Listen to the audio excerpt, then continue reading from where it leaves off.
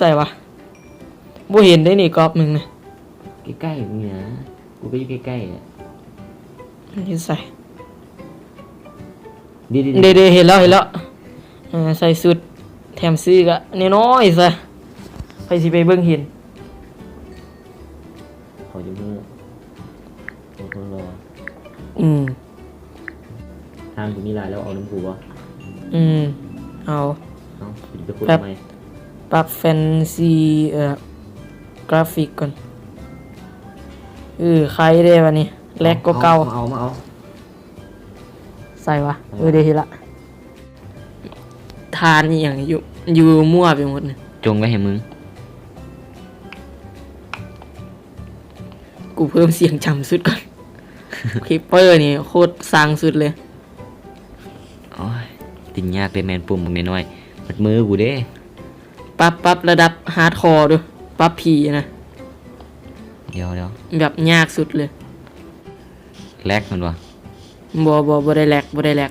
เข้าไปต้นไม้นี่แลกด้วยเนี่ยคิดเบื้องท่าโหลดมอดเงามาเนี่ยมอดเงาแสงอย่างปลาทั่วสิแลกขนาดเลยไอรอนกูซอกจังไดก็บ่เห็นแมนนี่บ่เห็นยาแมนดอก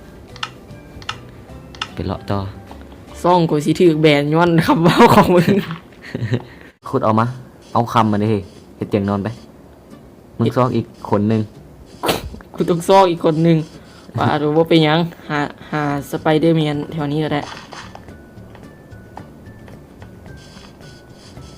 ซอกแห่งซาเฮ็ดกูสร้างเต่าด้วยเขาซั่นน่ะไม่ได้เห็นแล้วกูก็มาตีซัดกูกับบ่มีดาบเนาะคนแมนนี่อยากกระตุก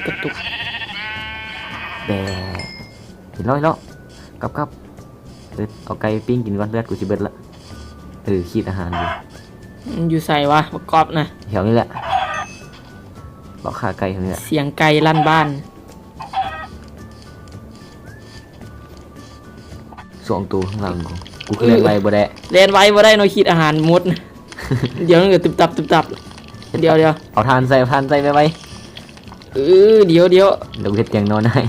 กูขอกินซีดผีไปก่อนตอนนี้โอ้ยหิวอบไก่กันกูเสียงยังแม่นกูก็เลิกเล่นไปสวยโอ้ยเนาะตัดคิวเบิ้งกำลังใส่ทานเรียบร้อย29ไม้30 บาทเอ้าคือเอาไว้เนี่ยกูมีซีนหลายซีนอยู่ต้องห่วงแบบวิวตกน้ำมันคือบัวเข้าโตกูอ้อมนี่เลยเอาตกเมียนนี่สร้างห้องนอนกูยังไม่อยากตายเรื่องทุเรศกูกินว่ากูหิวแห้งละกินรถกูมี4 หลอดแล้วตอนนี้กินซีนพีเอากูอบซีนหมูไว้ให้กูบ่กินมันนี่ผีแม่งตื่นเบิดแหงเนาะผีใจบ่ถึงตกน้ำดำน้ำก็ผีเรียบร้อยได้กินซีนผีดิบแล้วมันเนี่ยรับมาเด็กกูไม่อยากรับตอนคีเปอร์มันอยู่ถึงหัวเตียงเขาเนี่ยถือมันไฟไหมรอเก็บกระดูกผีฮันเดี๋ยวดีดาบกูมีอยู่เฮ้ยผู้เอาอย่าแตกมึงอย่าแตกดิกูปีนบินเลยนี่เดี๋ยวกูลัดลังเดี๋ยวกูลอยต้นกูไปเอาเด็ก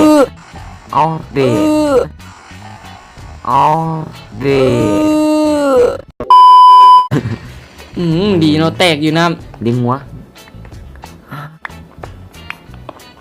กูจำแกโลกบุมียังย้อมใจในมึงก็ต้องขึ้นมาใหม่เปลืองเพื่อเป็นประสบการณ์ตกลงไปนี่กูยันบอลอดอยู่กูก็ได้เครื่องอ๋อมือ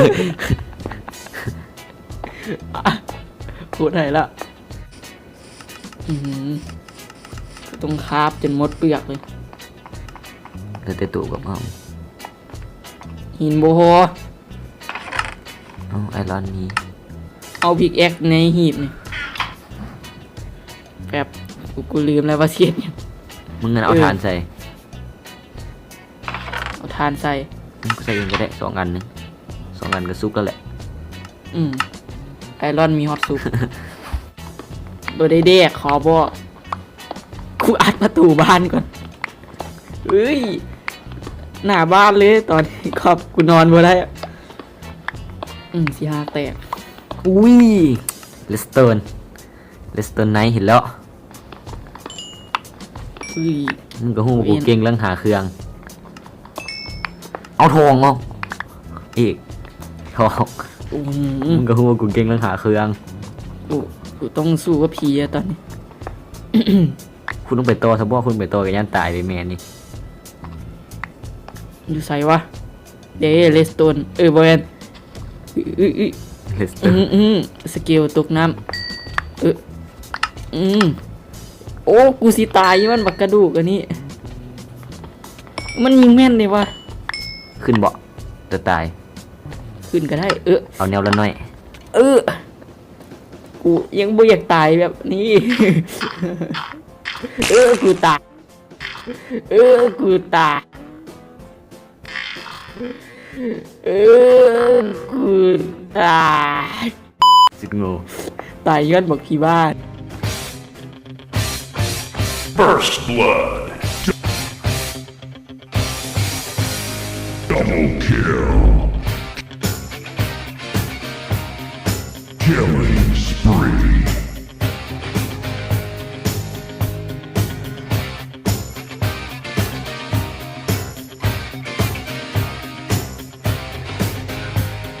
อย่า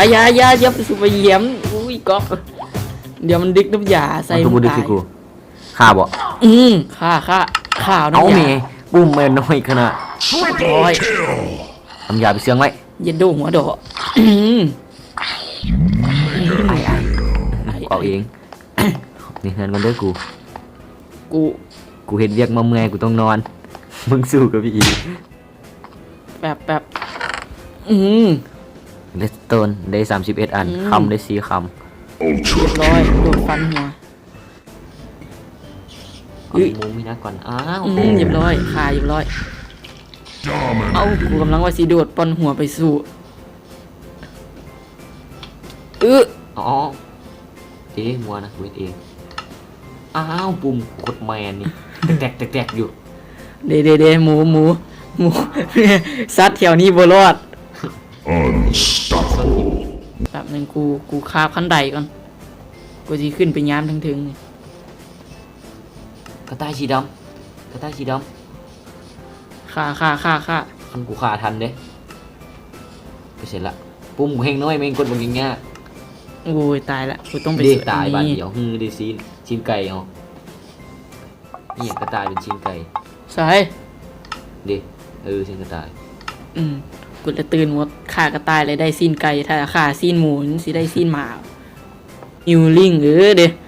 ก๊อปเอาไปไหม แล้วยังไป น้ำยาเพิ่มชีวิต บ่ตายแค่วะ บัวมันมีเวลาอยู่อันนี้น่าจะขันทำอิฐเอาใส่ตอนสุกเสือนก็มาทำผู้ชมสำหรับใครที่กำลังสีออกคลิปไฟมาไปเบิ่งคลิปคนอื่นรบกวนคอยทานกดไลค์และอย่าลืมกด Subscribe ที่สำคัญที่สุดก็คือกดการกระดิ่งเพื่อบ่ให้พลาดคลิปต่างๆของข่อยและเพื่อเป็นกำลังใจให้ข่อยเฮ็ดคลิปต่อไปสำหรับวันนี้ก็ต้องขอตัวลากันไปก่อนเนาะสบายดี